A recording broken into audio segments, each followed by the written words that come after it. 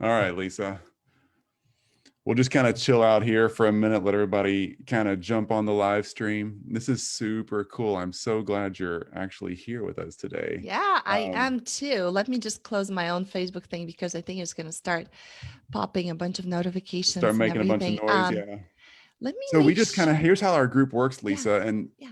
you're just the super coolest to be on here. I really appreciate it because your expertise is so spot on for what we need right now. And all we do is we hang out in here, we make sure we're actually getting real content actually talk through every day. And then we hang on just a second, let me get my phone turned down. Then we just make sure we really answer solid questions and answers. So Right. before all this crazy stuff that's going on. What's up, Dennis? Great to see you. Pip, awesome to see you. CM, hey, happy Monday. Before all this crazy stuff started, Lisa, we were just doing these Q&As once a week, but now there's so many great questions, and I got questions. I sure like getting them answered by people like you. So let me introduce you. This is Lisa. I'm going to say it the European way. Oh my gosh, I'm going to mess it up. But Kostova, I think is how you want to say it here in the States. So we can spell your name Kostova. That's right. Lisa and I are actually in a mastermind together. We have a guy that we've hired who's been coaching us through different things. And that's how I met Lisa. She's amazing. And Lisa has authored and started this amazing movement called the Pivot Summit, which we'll talk about again in a little while. But really, I wanted to have Lisa on today to answer questions that keep coming out of the group about how to really take our expertise and what our market's needing today and turn that into really coaching and consulting. So a lot of times, Lisa, in this group, and I'll let you talk in just a second, you just have so much to say. I just want to get my part done out of the way so you can just load us up. So a lot of times we as creative agency owners, Lisa, we think through what's our product or service or course or done for you service that we have to do. And we kind of bypass the whole, you could just jump on a Zoom call or a little process together and actually start teaching and consulting really quickly. And people miss that aspect. And there's so Mhm. much opportunity there. So anyway, Lisa, tell us a little bit about you. Tell us Yes, about absolutely. climbing Denali. Tell us about Harvard. Tell us about whatever you want to in your background, but tell us about you. I'm at heart, I'm an inventor and an entrepreneur, and I've always considered myself just loving to create things, create products, ideas. My most recent incarnation before I started my gig as an entrepreneur and as a coach was actually a product person in tech companies. So my role was I started as a product manager in a hyper growth company. I don't know if you guys remember those Facebook games that were all over your feed about 10, 12 years ago. Yeah. Farmville, I was one of the product managers actually testing and designing a lot of things for that game So from you're Farmville for fertilizer. real? Farmville's your background? Yes, Oh my yes. gosh. Yes, we all played that. Like I wasted a year of my life doing. Thank you, Yeah, Lisa. well, and so did 32 million daily active users. And that was an amazing experiment lab because we were moving so quickly. We were on literally 5 or 6 day iteration cycles. We had to design something, deploy it, build it, deploy it, test it, A B test it, find a Wow. winning variant, move on to the next thing, report to Pincus and the executives. Anyway, that taught me a lot because of that speed of implementation. I was able to learn that a lot of what I thought was going to work and I had assumed that in my, mind was going to be successful actually wasn't. And something else that we threw in the last minute completely rocked it.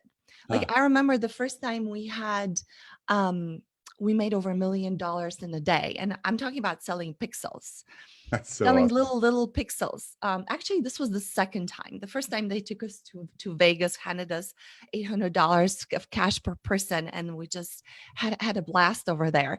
But the second time we did it, we were releasing a couple of things. We were releasing expansion, which allows your game board to go bigger, and that's for all the hoarders out there who just kept like Huh. stuffing it with free and paid items like you know um, sheep and cows and barns and everything. And so expansion was a big one because we always made a lot of money on it. And we were also releasing a first buildable, which was a horse stable, and it was built on like the cow barn that I had released earlier. And the idea was that you collect 25 pieces to build your horse stable, and then you can have a horse stable. So it's a collectible buildable. Yeah. And we thought it was going to be the viral mechanic of like, oh yeah, we give you pieces that you can give to your friends, but can't use them for your own stable. And then last minute, Chris, we just put it in the market, in the paid market. We put those pieces for $1 a piece in the paid market. So 25 bucks, you got yourself a stable. Yeah. By the way, So all of a sudden Brenda just hollered out and she said Farmville was the best. So true. Okay, I am so sorry for spamming your feed. We literally took advantage of everything we could. I mean, it was crazy how much you learn by just crazy experimentation and gamification, and bringing the fun element is very important to you guys, especially as creative agency owners. I will say that there's a reason why um, baby animals like kitties and dogs and turtles, everything, why that is the biggest category on YouTube. That's the biggest category of viral videos. And I Mhm. can tell you that in games, specifically in Farmville, selling a baby animal, say for example, you put something for sale, selling a baby animal, Chris, do you know how much more it will fetch you in price than selling an adult animal? Just in pixels, like a baby animal pixel, 2.5 times more Wow. expensive. Two and Because a it's a half cute times more factor. expensive, the baby animal. Because they're cute.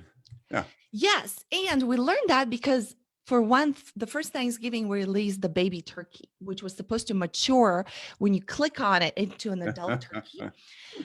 But look what happened. Most of the people didn't want to mature the turkey. They didn't want to Yeah. click on it and transform that into We adult want the turkey. baby one. Yeah. They just wanted that thing to go away, that it kept walking around with this like little indicator, like click on me and Yeah. like transform me. They just wanted that gone. And so we had a lot of feature requests like, leave my baby turkey alone. I don't want it to grow. So anyway, back to the experimentation with the horse stable. So we are releasing the horse stable, and all of a sudden, and I'm watching because I know that expansion is going to make money because I've A/B tested it before. What I've done is I've actually released a little thing on the marketplace to a tiny sliver of people saying, "Hey, expansions available. Click here," and like different prices. And I experimented, I think between $5 and $20. And what I found this, and when they clicked, it says, "Hey, you haven't been charged. This is just, we're coming up with it. It's going to be available shortly, yada, yada."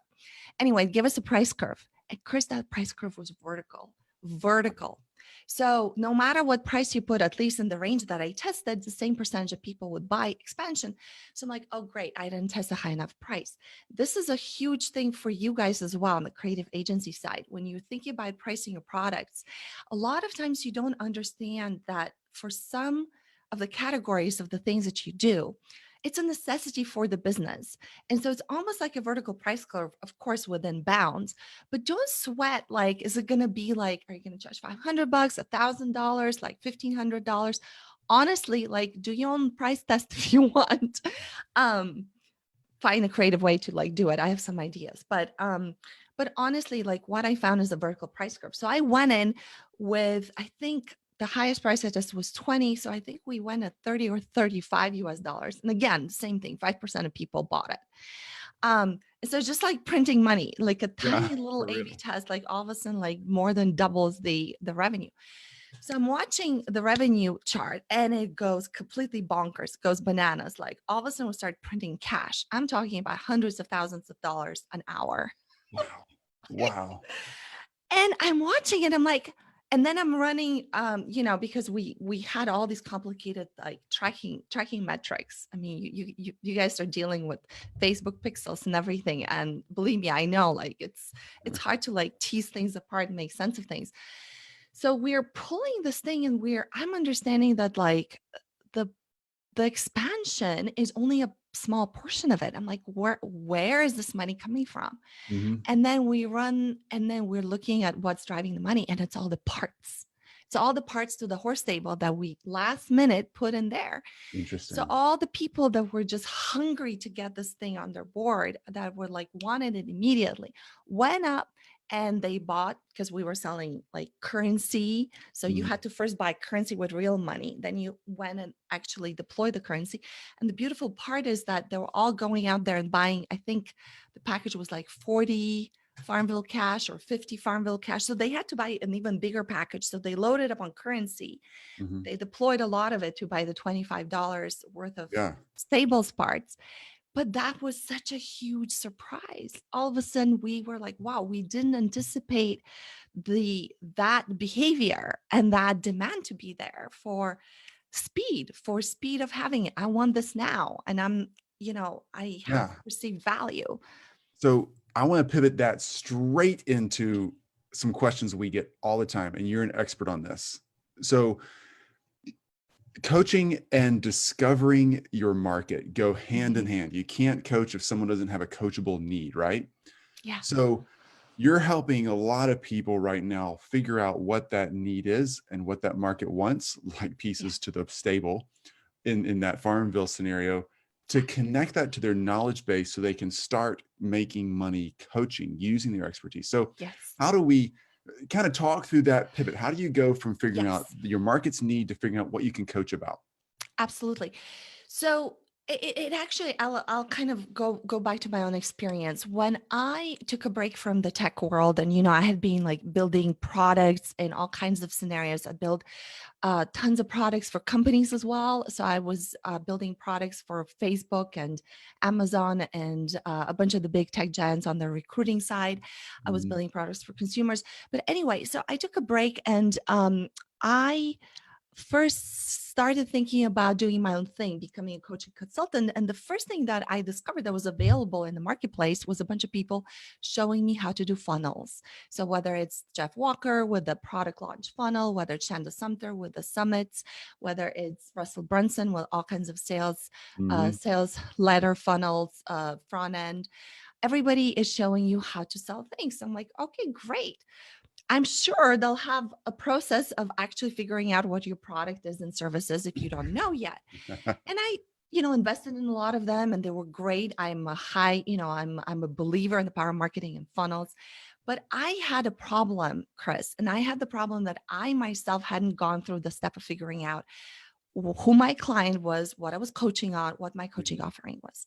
And Mhm. so through the process of kind of trial and error, I said, the same methods I use successfully to build products on the tech side can now be deployed to test very quickly and very cost efficiently without investing any big money yet into who your market is, and to validate your business idea, to test and validate your customer, specifically customer avatar, Mhm. and then to test and validate your offer in a very lightweight way that doesn't require you to invest 20 grand with somebody just to learn their specific model of launching your product or offer. Right. So Do true. that when you validate it, what you've done, yourself, in a very bootstrappy way. So Mhm. that's what I teach. And my methodology is called STAR. STAR, I have a lot of connections to STARs as well. Love it. STAR, and STAR stands for skills and strengths. So we need to make sure that you're starting from a good base, inventory of your skills and strengths. And we use a lot of like very well established, very well known kind of methodologies for assessing that. Yeah. Truth is about the truth of your soul. I spent years compartmentalizing my own passions and desires from what I was doing in the business side. And I found that to be truly authentic and to really go into something that lights us up, that fires us up, that is attractive and is attractive to customers, we really need to align what our passions are, what our truth is. We can't just pick something from a left brain perspective and say, well, that's a great idea. Perhaps I should like optimize garbage collection. But if you don't have passion for optimizing garbage collection, don't do it. Do something that aligns closer with your passion. So So true. truth. And, I use some, esoteric things there if you're open to them. And I also have a way to just through mindfulness and connection to connect with your truth of your soul. Yeah. Then we go to A, which is avatar and your audience. So there's a very well tested and well established model in the tech world about how to understand your customer. And you build hypotheses that are around the customer's needs, around the customer's pains, and around the customer's desires.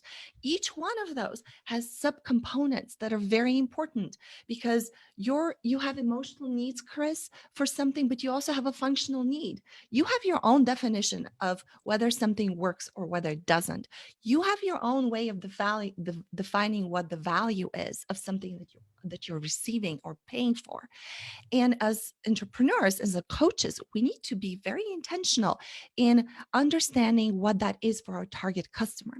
So Mm. once we put the hypotheses down, we go out there as detectives and start interviewing people who fit our customer profile.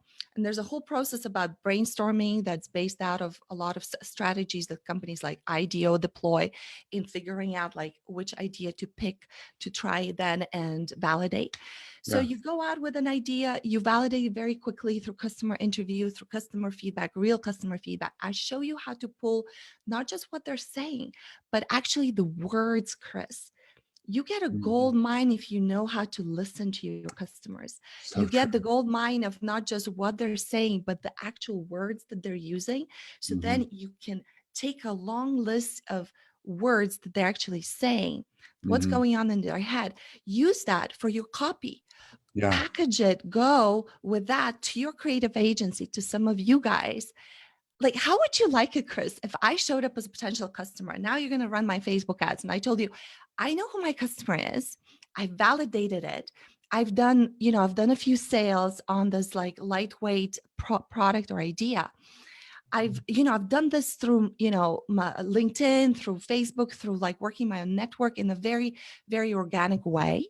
And I Hmm. have a partner, my business partner is one of the most established sales coaches who was head of sales for one of those big companies I just mentioned, kind of like on the funnel side. Hmm. And because of what's happening now is I had the opportunity to work with somebody like that. And together we're putting together a program that fills this gap of like, what am I selling? Who am I selling to? How am I validating it before I invest in funnels? Yeah.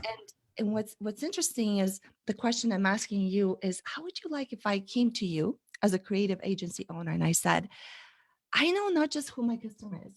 I've talked to them. Here's the list of words that you can use in the marketing copy. Oh, that's amazing. Yeah. Here's what you can put in the headline, because Hmm. that's the word they're using. Those are the words Hmm. that they're using. How would you like to be able to start A/B testing Facebook ads through by having an arsenal of those words? Brilliant. Yeah. Just so, okay. So S was for strength, T is for truth, A is avatar. Yes, A is avatar and R results based. So Okay. it's the positioning, it's the offer, it's the structure of a program or a product that delivers the results, but not the results that you think you Yeah. should be delivering. It's a very subtle thing. Chris, I learned this over years and years and years of experimenting building products. Hmm. I learned so much time to eat crow because 3 out of the 5 times that I thought, oh, here's what this product does, here's what they want, I know what they're like, I know. No, I don't know. Yeah. It turns out it was something completely different or slight variation that was subtle, but the Hmm. nuance was specific enough to where it made a difference in them buying the product or using the product or not. Yes. Yep. So you can do all this work very, very quickly and easily by Absolutely. by yourself and bootstrapping and following Yeah, some you can. Just being some some intentional. some methodology that is appropriate for that stage of the development. Now, Mhm. when you've got traction, when you've got a proven model, when you've got this thing, then you optimize, then you look for, okay, which funnel does it make sense for me to just go bananas on? And then you go and use some talented creative agencies and you say, this thing works, it's Yeah, proven, it's validated, go and grow it, like absolutely. catapult it. Yeah. Love it. Like there's so much there. That's like a month's worth of work, but anybody can do this. Like Lisa said, anybody can do this. It's just simply about doing it and documenting it and being the researcher that Lisa is. She knows how to look under the rocks and actually notice what's there and document what's there so you don't forget when you're on rock number 20 what was the bit of information. Yeah, just learning and documenting. So Yeah. Lisa, tell us about the Pivot Summit that's coming up Yes. for you. You've put together an amazing group of entrepreneurs, but you've got a Pivot Summit that I think is really valuable. How do people grow and learn and actually engage with what you're building? Yeah, absolutely. And this is a great segue because one of the things I wanted to mention as part of the methodology of testing and validating your products and offers is don't be attached to your ideas. Mm-hmm. It's about generating a ton of ideas that fit your strengths and skills and criteria so that you guys are not attached to like this thing's working or this thing's not working. And if it's not working, then it means I'm a bad person. I'm not talented. I'm not good enough. No, like generate a bunch of ideas. Don't get attached to any of the ideas. They're all your kids. Doesn't mean you're like, you're ugly, you're a bad parent. No, just like generate a bunch of ideas and start testing them and really don't get attached. And Mm-hmm. that is the core behind what I am trying to accomplish here with interviewing all of these brilliant entrepreneurs, including Chris. He's on the summit. We I'm put I'm of together a an online low-end summit one. called the I'm Pivot the one Summit. during the coffee break that everybody leads during. That's my part in the Pivot No, Summit. no, no. You're one of my favorite interviews because you have this mindset. I don't know if you were born with it or if you developed it, but you have this mindset of the right mindset of not being attached to your ideas, of experimenting, of tinkering, of seeing what works, of just being very, very curious. And I think a lot of people right now are still kind of handling emotions like fear, like Mm-hmm. shock, and that's normal. But I've assembled a group of entrepreneurs from all categories. Some, with brick and mortar businesses, they're transitioning online, but a lot of them online entrepreneurs on the spectrum of, coaches and marketers and all kinds of online people who are telling us what they're doing right now to keep growing their business, to pivot their business in a way that not only makes their business survive, but uniquely positions them for this new gap, new opportunity that I clearly see there. That is, there's a there's a rebalancing of the sense of urgency for Yeah. a lot of people. Mm-hmm. Things that before they could be putting off are now more urgent. Things that before were urgent are now not so urgent. So you need to, this is an incredible time. Even if you have something that used to work before, take a week, do a customer tour, have a hypothesis as to what you want to ask your customers, know what you're looking for, then go and interview your customers and find out what has shifted. Maybe part of your value add no longer feels urgent, but something else that you weren't doing but you can be doing now feels a very urgent need, and you won't Yeah. know until you go and talk to your customers. Man, I And love this. so the Pivot Summit is a free summit. You guys can go sign up with the link, Chris's link that he's putting in there. You can listen to those interviews completely for free. And what you get is the perspective of brilliant entrepreneurs like Chris, who are doing this thing right now, who are going in and talking to their customers, finding out what is needed, and then shifting the value that they offer, how they package that value, and some other things that are also helpful to know, like price terms and structures and things like that. Yes. Yeah. Perfect. Great. I'm going to drop the link that you gave me, Lisa, Yeah. right in the chat right now. Um, and okay, let's get to a few Q&A bits here, Lisa, because people really want to lean in on your expertise. Yeah. First up, let me just drop that thing in there, that link. There you go. So the Pivot Summit, let me just say one more thing about that. The Pivot Summit, as you guys know, I don't sell anything in this group. There's no link that gets me any money. That's not the point of this group. We're This here is to a free educate. thing. It's a free thing, yeah. But I want you to go check this out because what Lisa's doing really is good. She's putting together a group, a collective of people who really are thinking hard about this and taking action. And the cool thing about this is they're from all over the place in different kinds of niches. They're really diverse. So if you're kind of still wondering, how do I take my thing and get it to market? How do I learn? I'm not finding the right leader, whatever. There's just a whole array of different types of leaders in there from different spaces you can lean in on and get really good information. So thank you, Lisa, Absolutely. for Yeah. spearheading that. That isn't anybody's ever done one of these things. It's an enormous amount of work.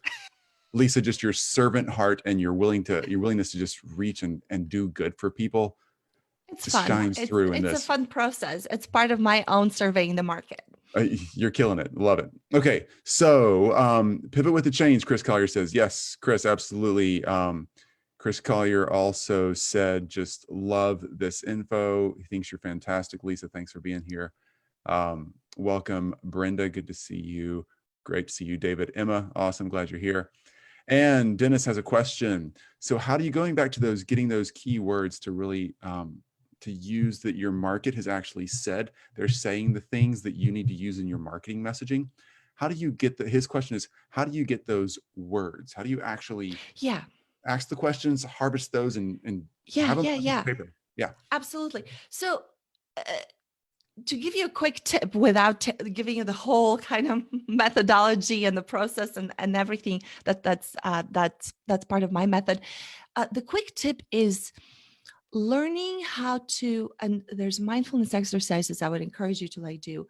L- Train your mind how to focus and how to listen and pay attention. Mm-hmm. And even asking the same question can yield a lot of results when you are able to listen and pay attention to not just what the person's saying, but what do you feel is the emotion behind what they're saying? And picking up on like, oh wow, that thing that they just said, give them like a little emotional thing. Perhaps there's a fear or something attached to it. And then just gently going deeper and asking, hey, can you tell me more about this? Or can you tell me more about that? It's just like being very curious, very unattached. Don't go in there like with an agenda. This is why it's important to have conversations that are not just sales conversations, guys.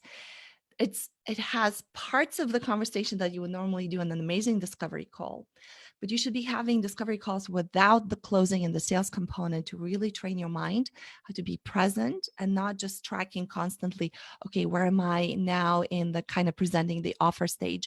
And listen, and here's the psychological thing that I've learned not just from my own product development, but I learned this from Eben Pagan, which is being one of the people I've coached with and trained with. He literally showed me how to, and he did it with me.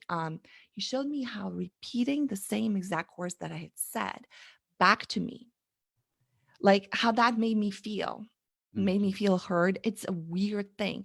The same exact words, even if you have your own word for the same thing, use the person's word. They will feel heard and understood. And use that word, take that word and put it like, I always like to collect things.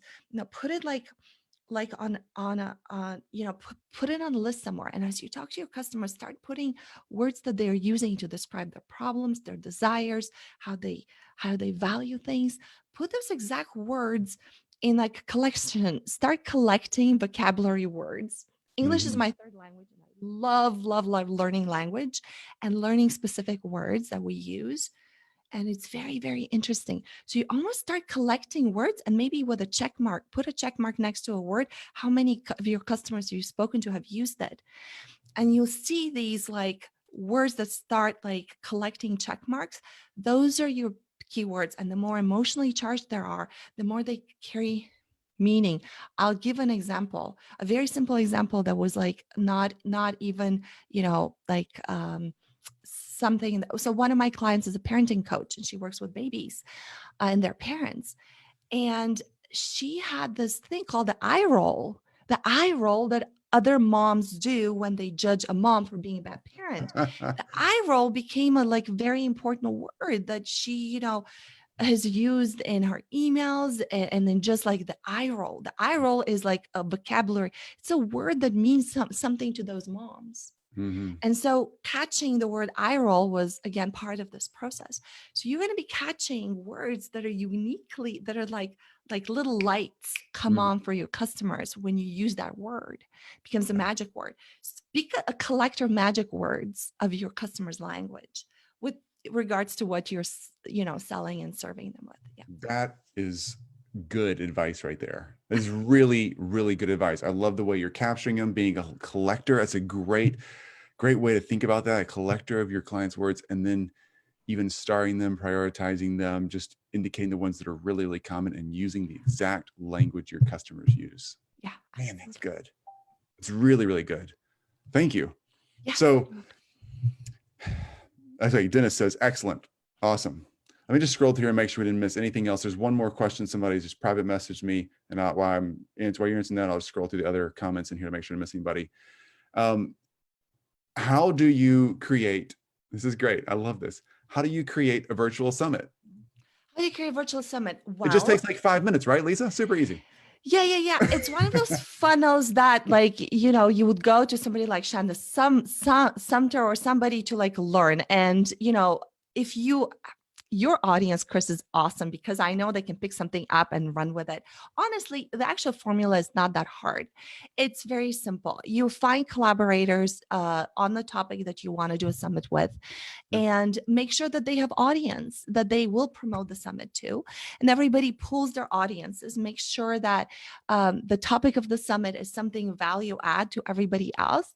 You put a landing page, you start building an email list of all the people who register, and you deliver the summit over email one day, one interview a day, whatever format you want to do the summit, whether it's like pre-recorded video, pre-recorded audio, and then you kind of do that over. I recommend at least a dozen speakers. Some of them go as high as like 20 something, 30, Mhm. 40, however much capacity you have, because in a way you're leveraging once you're doing the work for the summit, an incremental speaker is just an incremental interview. It's not that hard. You're Sure. creating the swipe copy, you're creating the design assets for them to use in social media promo, you're creating all that promotional material for them. And there's a promotional period that extends. We're in the promotional period for the summit right now that extends about 1 to 2 weeks prior to the launch of the summit, and the Mhm. promotion keeps going throughout the launch of the summit. Now, you want to make sure the videos or the audio is only available for like about 48 hours to create the sense of, okay, gotta watch this live. This is like the live component, even though it's not live, but I gotta catch this now. I gotta watch this now. Creates engagement with your audience. And then at the end of when you're done delivering the interviews, you have a replay period of a couple of days, binge watching, and then you can close the summit, and you can engage with that audience as an expert yourself, part of your email list. This is a great way to build like a really targeted email list. Mhm. And you can also sell that summit if there's demand for that. You can just close it and say, this is content and is now available to sell because the live period has ended. There you go. I just gave you like That was $16,000 worth of what yeah. is being taught in how to build a summit. And there you go. You Yeah, I was can now about to say. go and do it, and you don't have to, So uh, I'm about to lock this Facebook Live up and start selling just that last 3 minutes for like I just 5,000. gave you what, somebody spends like a year showing somebody how to like do. And obviously this is because, I mean, we know this is because people may not be comfortable on camera. Yeah. They may not be comfortable in reaching out to experts. They may not be comfortable like drafting and sending emails. But you guys, for you working with Chris, your marketing, you're fast on the marketing speed. So I'm sure you can pull this off really easily. We got to go here in a second, but one of the biggest things that all of us can benefit from, and we all have to get over this little hurdle. I had to get over it, and I still have to keep getting over it, is when I see someone like you doing something amazing. And then all of a sudden it just, by the way, hey, Jody, great to see you. And Lisa, great. I know, and So, she's on the summit too. I And know, Jody. Yeah, Jody. yes, So fun. yes.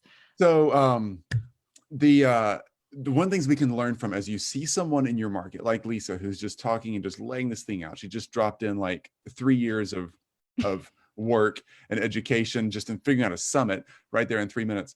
Is don't be daunted by anyone else's greatness. There's no one greater than you, and there's no one that's on this pedestal you're never going to reach.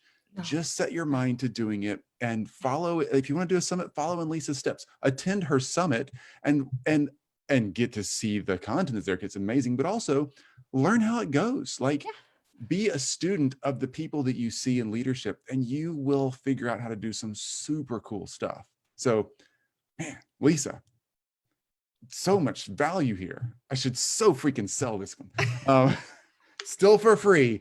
And Special guys, groups free for one more FYI, day. Chris mentioned we're in the mastermind together. I Mhm. feel like I'm a first grader in a group of third graders, like based on where everybody is and how far along they are. I'm still kind of in that experimental stage, but that's part of me always loving being on the startup side of things. I had opportunities to work for Facebook and some of the big companies. I always love being kind of the first one on the ground, building things from scratch. And that's where my coaching passion lies as well, helping you figure out that first initial piece. So don't be, as Chris says, don't be intimidated by anybody. You have your own place in the ecosystem, Mhm. and be curious. Just Yeah. learn.